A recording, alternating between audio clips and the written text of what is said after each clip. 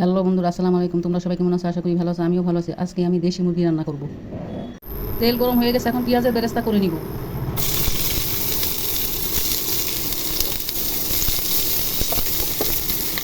বেরেস্তা করা ওই তেলের মধ্যে পেঁয়াজ ভেজে নিব।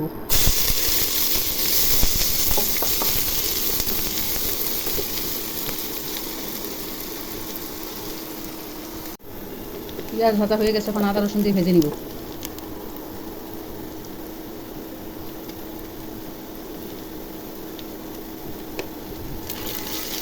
আদা রসুন ভাজা হয়ে গেছে, এখন হলুদ মরিচ ধনিয়া লবণ একসাথে দিয়ে দিব।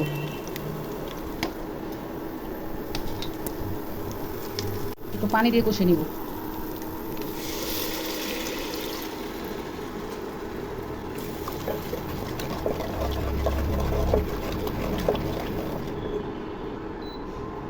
লাউগুলো আমি ধুয়ে কেটে নিয়েছি। মুরগির মাংসগুলো আমি ধুয়ে বেশি পরিষ্কার করে নিয়েছি। মশলাটা ভাজা ভাজা হয়ে গেছে, অর্ধেকটা মশলা একটা বাটিতে উঠিয়ে রেখে মাংস ভাজবো, আর অর্ধেকটা মশলা দিয়ে আমি লাউ কষাবো। মশলা অর্ধেকটা বাটির মধ্যে উঠিয়ে রেখে দিয়েছি, অর্ধেকটা মশলা, এই মশলাটা দিয়ে মাংসটা কষাই নেব। মশলা ভাজা ভাজা হয়ে গেছে, এখন মাংস দিয়ে কষিয়ে নেব। মাংস ফেলে দেবো এখন।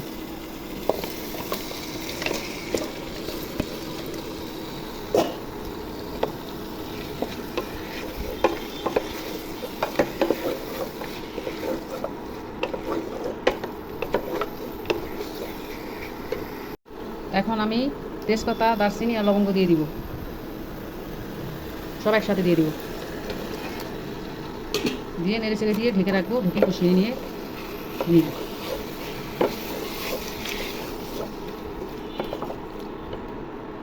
মাংসগুলো এখন আমি কষিয়ে নিতেছি। নেড়ে চেড়ে দিব।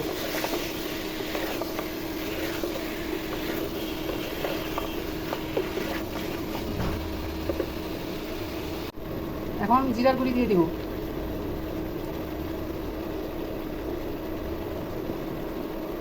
ছোটো এলাচের গুঁড়ি দিয়ে দিব। নেড়ে চেড়ে দিব, ভালো মতো কষিয়ে দিব। মাংস থেকে পানি ছেড়ে দিয়েছে, মাংসটা ভালো মতো কষিয়ে নিয়ে উঠিয়ে রাখে, তারপরে আলু লাউ দিয়ে কষিয়ে নেব।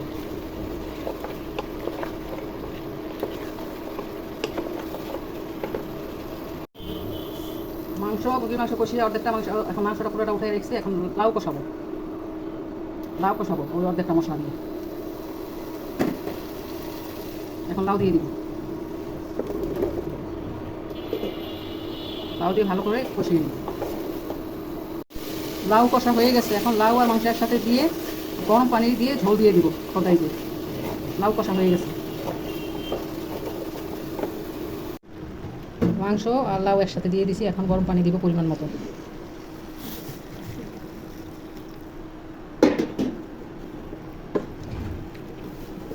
নেড়ে চেড়ে মিশিয়ে দিব, পানি আর একটু লাগবে।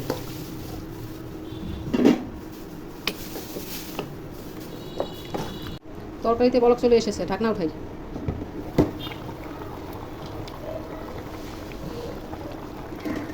তরকারিটা নেড়ে চেড়ে দিই।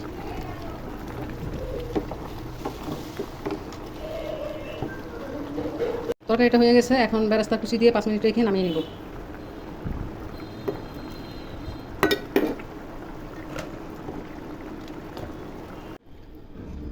লাউ দিয়ে মুরগির মাংস রান্না হয়ে গেল। রান্নাটা ভালো লাগলে ইউটিউব চ্যানেলটা সাবস্ক্রাইব করো, ফেসবুক পেজটা ফলো করো। খোদা হাফেজ, বাই বাই। নতুন কোনো রান্নার রেসিপি নিয়ে আবার আসবো।